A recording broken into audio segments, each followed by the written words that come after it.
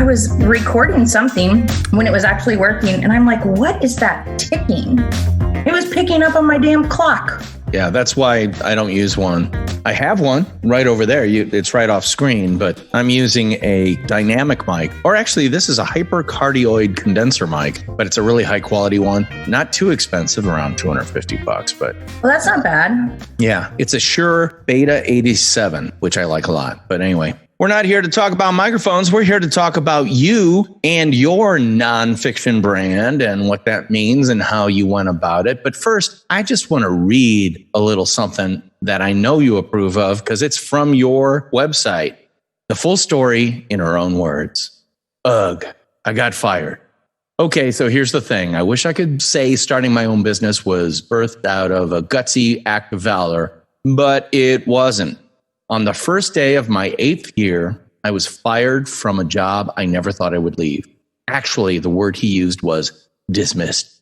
The unraveling. What happens next? Well, I'm not going to read any further because I want you to tell that story because I think it's a story that a lot of people of a certain age and also of a certain global pandemic might be facing.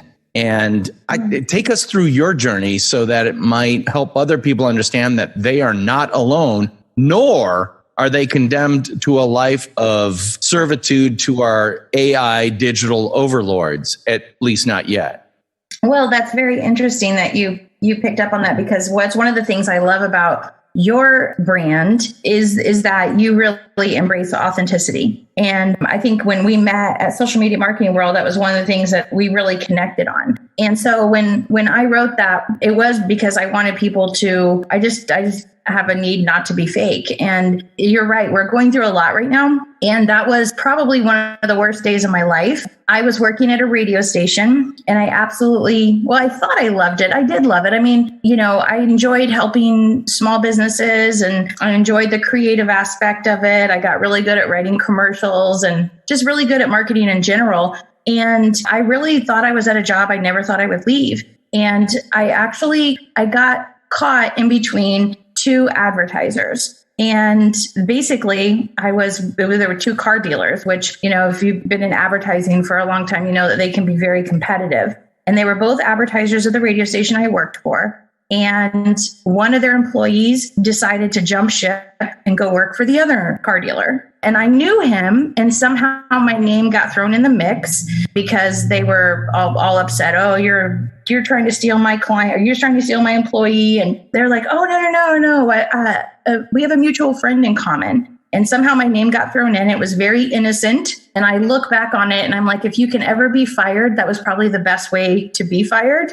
And so it struck me like out of the blue. Literally, it was on the very first day of my 8th year at a job I never thought I'd leave. I walked in and my boss called me into his office and basically told me that I was dismissed because I caused the loss of a client. And I was the number 2 salesperson there against someone that had been there for 25 years. It was his only job. And, I was devastated. I couldn't believe it. I never even thought that would be possible. So I ugly cried and it took me about 2 hours to clean out my desk. And it was really super awkward because everybody's like kind of tiptoeing around me and I'm just ugly crying all over the place. And then I went home, cleaned the carpets like any sane, natural person would do in a situation like that. Because I looked down at the carpets and I thought, man, these are really stained up and I'm going to be home for a while. So I really don't want to look at this. And so I decided to clean the carpets, go figure. And then I got into my car because it was reaching the time where the kids get off the school bus. And so I got in my car and I drove to an empty parking lot because I didn't want to be home when my kids got off the school bus because I didn't want to have to tell them that mommy got canned. And I was just really afraid. My son was 10 or 11. And my youngest daughter was 7. My oldest daughter was already in college. And so I drove to an empty parking lot. And then I remember texting my pastor and asking him what I should do. Like, what am I going to tell the kids? And he just said, well, just tell them the truth. And so I went home and I told them the truth. And my son looked at me and he said, Mom, could you just get a job where you can be home when we get off the school bus? And that's when I knew it was like, oh, thank God, that was just like one thing out of the way because I was panicking, but at least they weren't. So then the next day I got up and I took a shower and got cleaned up, which was just a victory because I haven't even showered today, quite honestly. And many of you that are listening may not have showered in 2 days. I don't know. Hey, well, I just want to stop you for a second and say that I have showered. I've brushed my teeth. I've even trimmed my beard. You look really nice, honestly. Thank you. Thank you very much. And your hair looks good too. So. Oh, thank you. Oh, well, that's Elizabeth, my wife. She did a great job. And, that's a wife cut? Yeah, that's a wife cut. She's a keeper. Clearly. It's her birthday tomorrow. Happy birthday, Elizabeth. I want to stop you just for a second because I want to go all the way back to the fact that you cleaned your carpets. And I'll tell you why. Because it's kind of one of those things you go, why would you do that? And the answer is, I felt totally out of control in my life. And there was one thing I knew I could do to regain even a semblance of control. And that is, I can plug in the carpet shampooer or whatever it is and clean my carpets. I want to point to that and say that was a positive step in the absolute right direction, which is I've just lost control of my life. What single thing can I do in the next 5 minutes that will give me a little bit of control back? Congratulations. You didn't even know you were doing it, but that's exactly what you were doing. That's so smart. I never thought of that. That makes a lot of sense. I always thought it was because I didn't want to look at the stains, but you're right. That is 100% right. I think that's so important because the next step you took was in a much bigger step than just plugging in the carpet shampooer. It was actually going out and starting your own business. Can you talk about that a little bit?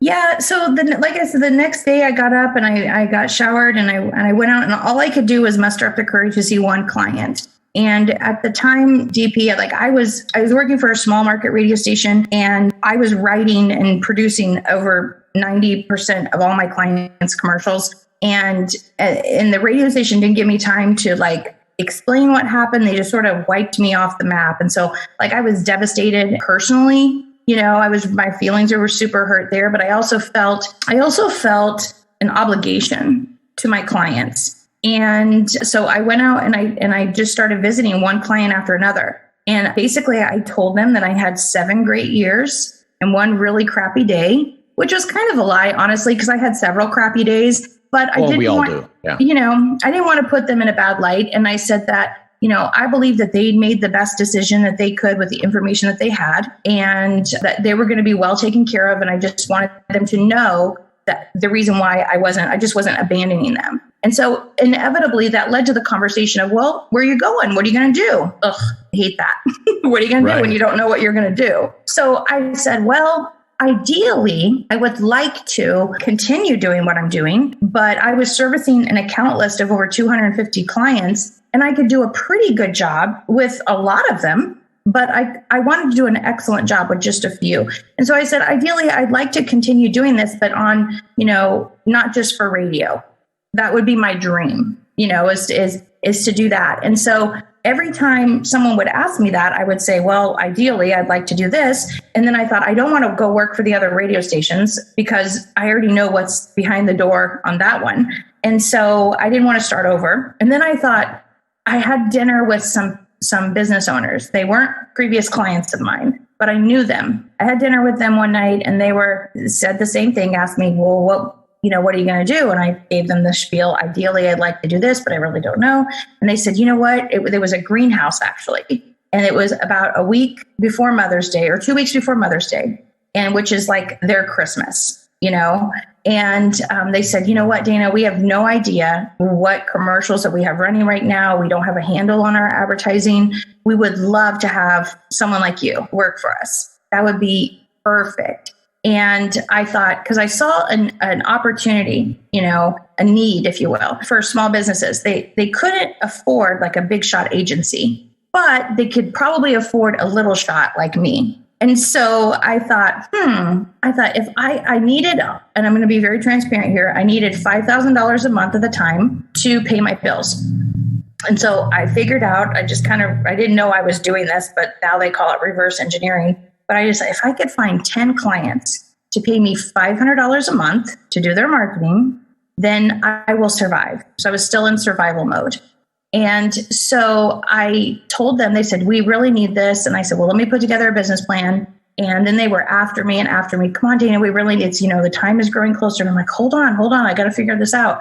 But that's what I did. I just 10 clients for $500 a month. And you know what? It never actually happened that way. I never actually had 10 clients that paid me $500 a month, but that was just a start. That was, again, probably control so that I could, chunk out how do you eat an elephant one bite at a time. So I was doing that, and they hired me. They were my first client, and they hired me for $600 a month, and $599, because sounds so much better than 600. Yeah. And then from there, I went to the next client, and the next client was a car dealer, one of the car dealers that was caught in, in this feud.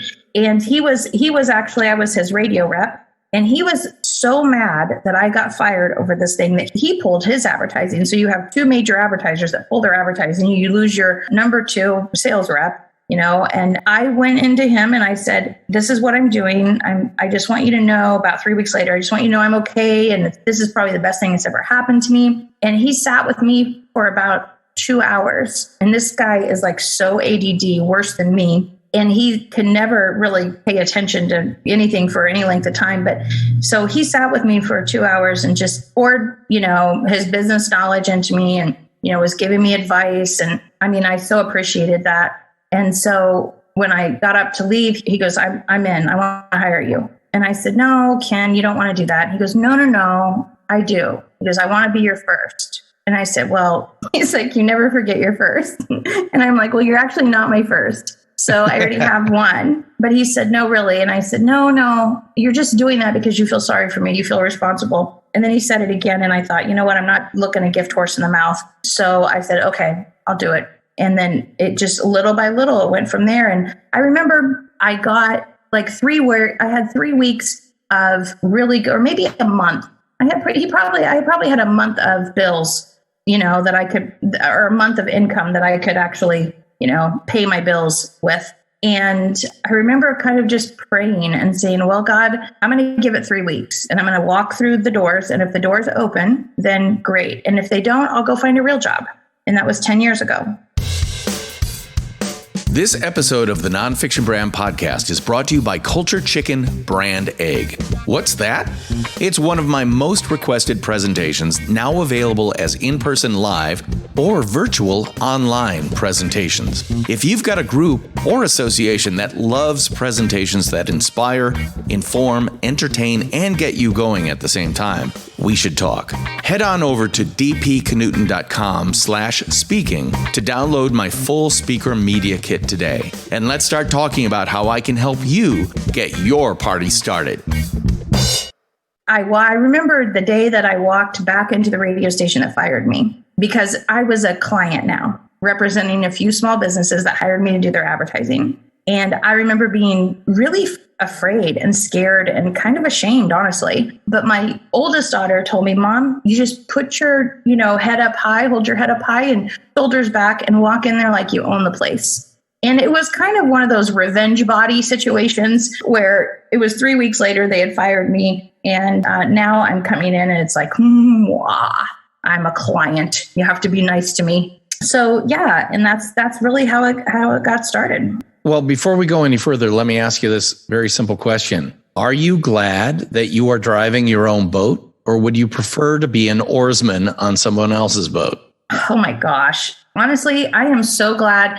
I remember my boss would show me pictures of the house he was building, the custom house he was building. And I thought, after I got fired and I had my own business, I thought, you know what? Here I was, like, I was paying for his house that he was building. And not that it's not, honestly, okay, I feel really good about it. I'm so glad. But this is kind of a misconception, I think, with people that start their own business. At least it was for me. I never feel like I'm in control. I always feel like I'm looking over my shoulder. And it's probably because of that situation. I thought I was so safe in that job, and it came out of the blue. And I consider, even though I know I'm self-employed, I don't really think of myself as self-employed, because I look at my clients and I feel like I've traded one boss for another. That's because you're out there to serve them at a level of quality, of caring, of relationship and proactivity that you kind of had when you were an employee for other people. But guess what? you're now totally diversified, so that if one of them has a stupid bad day and they say, you're fired, you say, oh, I'm so sorry. See you later, because I've got how many other clients that I can now serve. And by the way, now I can take on this other person I was talking to that I was kind of putting off, but now I have capacity, so I can do it. It's so true. That's exactly right. Yeah, it feels so good to drive the boat, and it feels so good to do that. And it's also, I worked in corporate America for many years when I lived in Southern California, and it was like every month was starting over, and every month there was a danger of getting fired. And I was listening to Conan O'Brien's podcast yesterday, and he was talking to Mike Myers about working on SNL. And it's hard to believe, you look at somebody like Mike Myers, and I'm not trying to compare myself to Mike Myers or anything, that'd be amazing. But he said, for the first 3 years that he was at SNL, he was always afraid he was going to get fired. Yeah. And I thought, oh my gosh, that's how I've kind of lived my whole professional life. This anxious, wound tight, but inside, outside, I'm real happy go lucky and I'm making everybody laugh. But inside, I'm just sort of dying a little bit, And he said, it's interesting that Conan said, it's kind of sad that you didn't soak it in, that you couldn't really enjoy it. And that really got me thinking, I really need to do more of that. Well, you are not alone when it comes to that, because anybody who's good, and by the way, you share something very close to what Bill Gates has talked about. I don't know if you've ever heard this anecdote, but Bill Gates was asked, I think by some journalist or something like that, what competitor do you fear the most, or who do you feel is your fiercest competitor? And he said, anybody that we compete with today is not the one I worry about.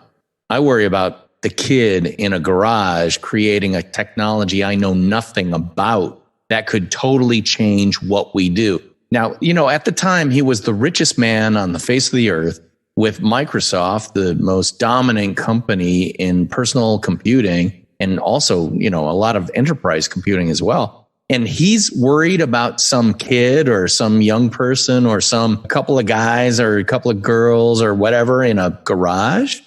Well, guess what? He's exactly right. It's not the person you're competing with who's within your line of sight. It's the one behind you you don't know about, and you won't know about until they take your head off. But the cool thing about doing what you're doing and what I'm doing and what a lot of nonfiction brand oriented people are doing is we're taking control of our own destiny. And that doesn't mean it's 100% without fear, because let me tell you, sometimes a bird in the hand is worth 50 in the bush.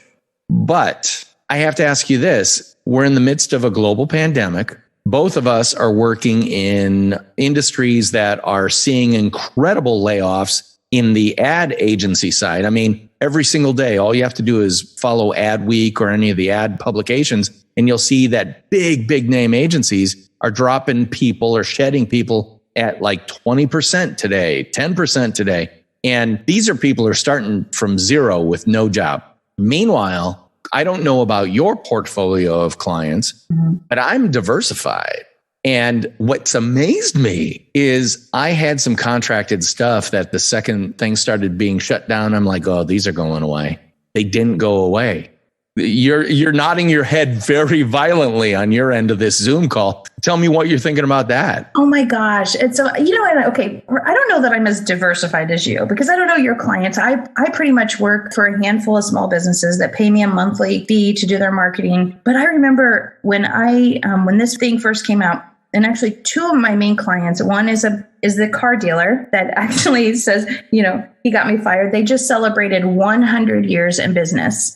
They're family owned and operated, and they single-handedly restored my faith in car dealers. I hated car dealers, but these guys are actually nice and amazing. But last year they celebrated 100 years. And I remember Ken, the owner, looking at me, the same guy that sat down with me for 2 hours. And he said, aren't you glad I got you fired? It was the day before the 100-year anniversary. And he said, aren't you glad I got you fired? And I said, yeah, I am. And we were all sitting around in an office. By all, I mean, Ken, his two sons that run the business, and finance manager, a parts manager, and, in this little tiny office, and, they're having a scotch and I'm not. But it was just really kind of one of those aha moments. But I was so afraid. I read an article by this girl that was in Italy, and she was explaining to Americans. It was an article that she wrote. It was kind of like a, dear Americans, this is what's coming. I want to explain what this is going to look like for you. And I freaked the hell out. I think I read the same article. Did you? Yeah, it was in the Atlantic or something like that. It freaked me out so much that I called. I'm really good friends with the controller of the car dealership I work for. And you know what? I love her. She really is a good friend of mine. But the first, one of the first meetings I had with my new client, the car dealer, he was like, Dana, there's two people that run my life, my wife and Lynette. And Lynette's the controller. And I thought, right. I'm going to pay attention to that. Yep. But I texted her, and it was on a Sunday afternoon. And I was so, I was thinking, what am I going to do? And I was like, have you prepared for, what's going on? Are we going to shut down? Have you read this article? And she's so amazing. She had actually started ordering toilet paper back before you and I even went to social media marketing world. It was the day before the 100-year anniversary. And he said, aren't you glad I got you fired? And I said, yeah, I am. And we were all sitting around in an office. By all, I mean, Ken, his two sons that run the business. And, and she tried to do her best to assure me that, I would be taken care of. But yet there was still this, I don't know. And that week I met with my other main client, which is a Harley Davidson dealership. And, I remember the owner and I were sitting there talking, and he said, Dana, I don't know. I mean, if we have to close down, there's going to be some change. We're going to have to make some changes. And I sat there and I got that sick feeling in the pit of my stomach. And I said, well, so when you say make changes, are we talking about like cutting back on advertising or cutting back on me, maybe? And he's like, well, no doubt about it, Dana. I mean, our payroll is our biggest expense. And so if we have to shut down, yeah. And he's never laid anyone off in his life. That's another family-owned business, and they've been in business going on 70 years now. I left there just sick, at the thought, because I hadn't prepared. Last year, I spent a ton of money investing in myself and investing in real estate and stuff. And so this year was supposed to be my catch-up year. And I was just sick, and I couldn't believe it. But then I thought, you know what, just kind of take control of your own destiny. And also in service to the client, I went online and I was looking at other Harley Davidson dealerships. The biggest one in Kansas City for the state of Missouri had completely shut down. And this is before we were even asked before they decided what an essential business was. He completely shut down, was doing nothing on social media. And so I remember turning to Larry, the owner, and I said, here's the thing, Larry, this guy, I'm looking at Worth Harley Davidson. They're not doing anything on social media and they're completely shut down. This is right before the big bubble of spring hits. It should be your busiest time. I said, just promise me one thing, because he and I have been working on doing tons of live videos and they've been killing it at social media. And I said, even if you fire me, if you have to let me go, please, for the love of everything good, do not stop doing stuff on social media, because people are going to be at home with their phones in their hands. They want to get out because they're going to be sequestered. They're going to want to, they're going to want to get out. And if you show up, because these other people aren't showing up, I want you to show up, because I want you to be there when this thing breaks and you've been talking to these people all along, and that's who they're going to think of first. Hey, nonfiction branders, did you know I wrote a book? Well, I did, and it's called Rotoma, the ROI of Social Media Top of Mind. I wrote it with my colleague Spencer X. Smith, and it's all about Rotoma, an acronym that means Return on Top of Mind Awareness. Best-selling author and NYU Stern School of Business professor Scott Galloway called it a book that starches the fluff from social media and helps managers allocate capital and find the unicorn among unicorns, ROI. And Chief Content Officer at Marketing Profs, Ann Handley, said, this isn't just a practical way to think about the return on social media, it's also a spot-on, accurate way to reframe your social efforts. Check out all the 5-star reviews on Amazon by searching Rotoma, ROTOMA. Pick up your copy today and start building your personal, professional, and small business brand the Rotoma way. What you're talking about is the difference between transaction and relationship. Because so many marketers are about advertising for transactions instead of building relationship. Here's the thing. Why did that car dealer choose you when you needed him most? Because you had built a relationship with him. And they understood that you're ramping up a business. Things are going to have hiccups. Billing's going to be weird until you figure out your accounting system. All that stuff. We don't care about that because we know you. We care about you. You've always done well by us. We're putting our chips on you because frankly, we only have to put radio commercials at the radio station. How they get there, we don't care. If you're the one who's going to broker that deal, great, because we know that you are a person who's built a relationship with us where you relieve our pain, where you calm us down, where you have a head on a swivel and you're bringing ideas to us that we never would have thought of. You don't even know how valuable you are to us. Why? Because you're building a relationship, not selling a transaction. And you're 100% right, because I ride a motorcycle, not a Harley, but anyway. Okay. But let me tell you, has that stopped me from looking at websites about bikes or trips across the United States or the place I want to go next or the equipment I want to get or the kind of wish book stuff? And if there's someone telling me about a new tire that is perfect for my bike and explaining why it is, I'm going to start looking at the tire on the back of my bike right now going, well, it is getting a little old. And if this is so much better, and because you told me about it, who am I going to buy it from? Oh my gosh, you're still speaking my language. In fact, we just did a video on tires. And there's this new one that we're carrying. It's super sticky and hugs the road. And I mean, I love that. I've had this discussion with so many marketing people before, but one, I just want to say before I forget this is that for people that are getting laid off and that are in marketing, whether they're coming from a big shot agency or, or whatever, a newspaper, if they're jumping ship, there's a huge opportunity in small business. I mean, there is such a big opportunity. Anyone can really do what I did, and I just think of all these people that are going without jobs don't look at what you don't have, look at what is the potential, what you do have. And that is all this experience and back end knowledge. I mean, I could walk into a client and I know so much about the industry that I have this secret weapon type information. I know how to negotiate rates. I know, what they're willing to offer. And so many people have such an opportunity right now. And with social media the way it is, I mean, it's going to continue to get bigger and grow. I mean, people know that they need it. And small business, I believe, is a really huge opportunity for people. But, when you talk about transactions and relational buying and transactional buying, oh my gosh. I just love that. Everyone's a transaction. We're all transactional. We're all relational, but I believe it can change. I believe you can take someone that was a transactional buyer, and flip them to a relational buyer. And you show up in such an authentic, personable way. And you show up being of value and helping, whether it's via social media, on live videos and bringing value, YouTube, or just even radio commercials. You can do that with, but man, I've seen it done over and over and over again, where people, even in my life, I was a transactional buyer for shoes. I would buy the cheap, if I was looking for one pair of shoes, and it was a specific pair, I would find whoever had it the cheapest and I would buy it until I became friends with someone that owned a shoe store.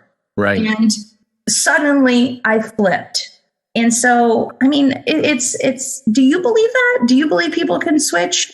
Oh, yeah. I can point to myself because I'm a cheap ass rat bastard because I've got daughters in college. So I'm always price obsessed. Until it comes to something that you need tremendous quality and value in the same thing. And that's when you have to rely on experts in whatever you're doing. Like we're putting a new deck on our house. And that's something we did the due diligence. We had a couple guys came out, but we have one guy who's built a relationship with us. And he came over and we started talking about it. And before he was done, and we're like, oh, yeah, of course, we're going to hire this guy because he's got the relationship and he always does the extras and never tacks on extra charges. He fixes stuff he sees on our house that might need fixing on the way to do the job that we hired him to do. Like that little piece of fascia that's kind of coming off the side of your house. He'll just put up a ladder and fix it for you. And then he'll start working on the job that you're actually paying him for. And he'll never charge you for that stuff. And you've done that, I'm guessing, too. Well, I go out of my way to do whatever is possible. Like people always want me to bid things by hour. I hate hourly bidding because I hate to say it, but my hourly rate is higher than a lot of people would like to pay. Yep. Or in comparison to some kid who just got out of art school or something like that, I'm a multiple per hour of what they're charging. If you're that type of buyer, frankly, I don't need you. You're a bottom feeder. Go for the lowest price. But if you're like a client who just signed a project today, we were up against someone who was 1/4 of the price I quoted, and they went with us because, quote, I know you'll get us better stuff than they can do. Bingo. The relationship is what got me the premium price. That premium price is available, or I can charge that because of the brand that I've created and the relationships that brand has developed over time. And by the way, you can see Dana and I can go on and on for hours, and we will in next week's episode. But first, I want to say, because I didn't even introduce you at the beginning at all, I'm talking to Dana Sanchez of Clipboard Confidence, a marketing firm in Missouri, USA. And we met, I would say pretty briefly, at Social Media Marketing World in San Diego earlier this year. And within 5 minutes, I'm like, boom, we're friends. And we're going to talk about that meeting in this next episode. But for now, I'd like to have you tell people who might be listening how they might be able to follow you. Like, what's your main social channel? Where can they connect with you? What's your website? Stuff like that. Sure. Well, my website's clipboardconfidence.com. And the reason why it's named that is because, quite frankly, I don't have a college education. I barely graduated high school. But I always thought if you carried a clipboard and you look serious, you can go wherever you want. And that's kind of how I live my life, It says nothing about marketing, but that's where you can find me in a very unupdated website, unfortunately. But my main channel is Facebook. And I've got a lot of videos on there. You can find me at Dana Sanchez, Clipboard Confidence. Actually, I think it's just Dana Sanchez Marketing Consultant because they wouldn't let me change it to Clipboard Confidence when I asked. And I do a lot of videos on there that talk about, it's called How Not to Suck. In business, marketing, and life. And a lot of good information on there, or just a laugh. Honestly, it can be pretty funny, I think. So yeah, just look me up on there. Well, great. We're going to be talking again next week on the Nonfiction Brand podcast. And for now, I just want to say I'm DP Knudten, of course, your host of the Nonfiction Brand podcast. And she is Dana Sanchez. And we'll be talking at you next week. Bye-bye.